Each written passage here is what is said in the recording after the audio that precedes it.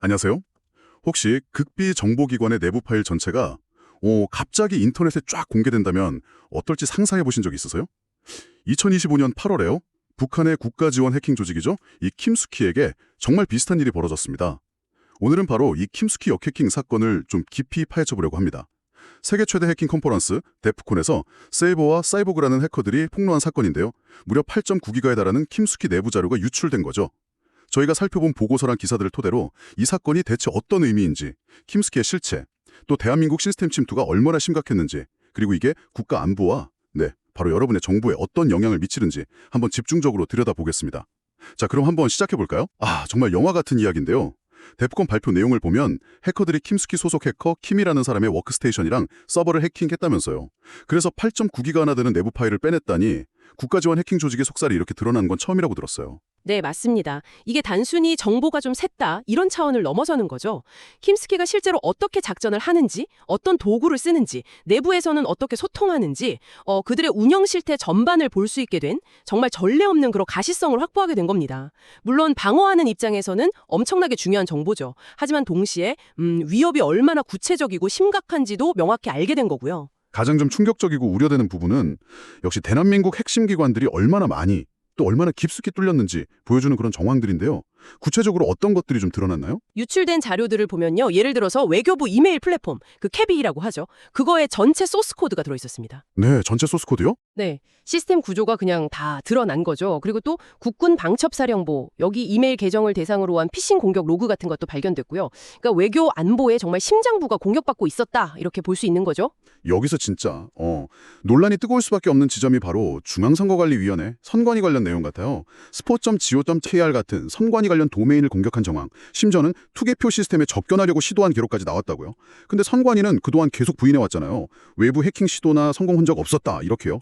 이건 좀 배치되는 거 아닌가요? 네, 맞습니다. 바로 그 지점 때문에 파장이 큰 겁니다. 유출된 증거가 선관위의 공식적인 해명과 명백하게 다르니까요. 그래서 어쩌면 선관위가 이 사실을 알고도 은폐했을 가능성이 있는 거 아니냐, 이런 의혹까지 제기되는 거죠. 이건 단순한 보안 문제를 넘어서는 겁니다. 선거의 공정성 문제, 더 나아가서 민주주의 시스템 자체에 대한 신뢰를 근본적으로 흔들 수 있는 정말 심각한 문제라고 봐야 합니다. 와, 정말 심각하네요. 그런데 어떻게 보면 이것보다 더 광범위한 피해를 줄 수 있는, 거의 전 국민에게 영향을 미칠 수도 있는 문제가 바로 GPKI, 정부공인인증체계 탈취 정황이라고요. GPKI, 이게 정확히 뭐고 왜 이렇게 위험한 건가요? GPKI는요, 여러분도 자주 쓰시는 정부24, 아니면 뭐 세금 납부, 부동산 등기, 대한민국의 거의 모든 전자정보 서비스의 인증 기반이라고 보시면 됩니다.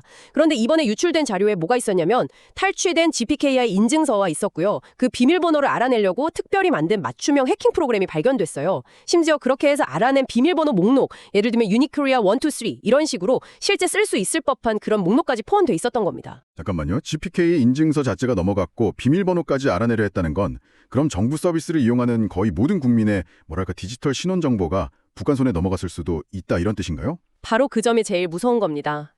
개인정보 유출 가능성도 물론 크지만 그것보다 더 심각한 건 국민 개개인의 디지털 신원 자체가 탈취됐을 수 있다는 거죠. 이걸 악용하면 전자정부 시스템 전체를 마비시키거나 조작할 수도 있는 거고요. 그래서 미국 보안 전문가들이 이걸 전자정보 신뢰 기반의 붕괴라고까지 평가했을 정도입니다. 저도 사실 관련 서비스 자주 쓰는데 아찔하죠. 상상만 해도 끔찍한데요.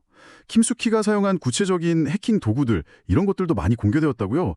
기술 수준은 어느 정도였나요? 네, 상당히 고도화된 것들이 많았습니다. 예를 들면 웹서버 아주 깊숙이 숨어서 탐지가 어려운 톰캣 커널 수준의 팩도어라던가, 아니면 상용 침투 테스트 도구인 코발트 스트라이크를 자기들 입맛에 맞게 뜯어고친 그런 비공개 보존도 있었고요. 또 시스템 깊숙이 숨는 리눅스 스텔스 루트킷, LKM 같은 아주 정교하고 맞춤화된 악성 코드들이 다수 확인됐습니다.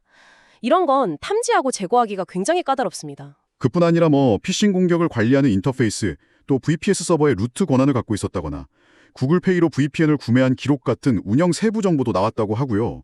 심지어 근무 시간까지 드러났다면서요. 평양 시간 기준으로 오전 9시부터 오후 5시까지 딱 정규 근무처럼요. 네, 맞습니다. 해킹 조직이라기보다는 거의 IT 회사처럼 아주 체계적이고 전문적으로 운영됐다는 증거죠. 물론 이런 내부 정보가 다 까발려졌으니 이 킴수키의 현재 작전은 상당한 혼란에 빠졌을 겁니다. 인프라도 상당수 갈아엎어야 할 거고요. 그래서 단기적으로는 그들의 공격 역량이 꽤 약화될 것으로 보입니다. 그렇군요. 이 엄청난 사건이 가져온 파장, 국내외적으로 좀 정리를 해볼 필요가 있겠는데요. 네, 국내적으로 보면 외교, 국방, 행정, 심지어 선거 시스템까지 거의 전 분야에 걸쳐서 총체적인 보안 위기 상황이라는 게 드러났고요. 무엇보다 정부 시스템에 대한 국민의 신뢰가 정말 심각하게 훼손됐다는 점이 큽니다. 당연히 전면적인 진상규명과 대책 마련 요구가 커질 수밖에 없겠죠. 국제적으로는 이게 세계 최초로 국가 해킹 조직의 내부가 공개된 사건으로 평가받고 있습니다. 북한 사이버 위협의 실체와 그 심각성에 대한 경각심을 다시 한번 높이는 계기가 됐고요. 이게 또 한미일 사이버 안보 공조를 강화하거나 대북 제재를 확대하는 논의로도 이어지고 있는 상황입니다. 정리해보면 이번 킴스키 역해킹 사건은 정말 베일에 쌓여있던 북한 해킹 조직의 내부 작전 방식, 그리고 동시에 대한민국의 핵심 시스템이 얼마나 광범위하게 침투당했는지를 적나라하게 보여준 그런 전례 없는 사건이었네요. 특히 선관위나 GPK 관련 내용은 정말 충격적이었습니다. 네, 핵심은 이게 그냥 데이터 좀 도둑 맞았다 이런 사건이 아니라는 겁니다. 국가의 핵심 인프라 시스템이 생각보다 훨씬 취약할 수 있다는 것, 그리고 그 결과로 국민의 신뢰가 얼마나 쉽게 무너질 수 있는지를 여실히 보여준 거죠. 국가 사이버 방어체계 전반에 대한 근본적인 재검토와 강화가 시급하다는 아주 강력한 메시지를 던진 사건이라고 생각합니다.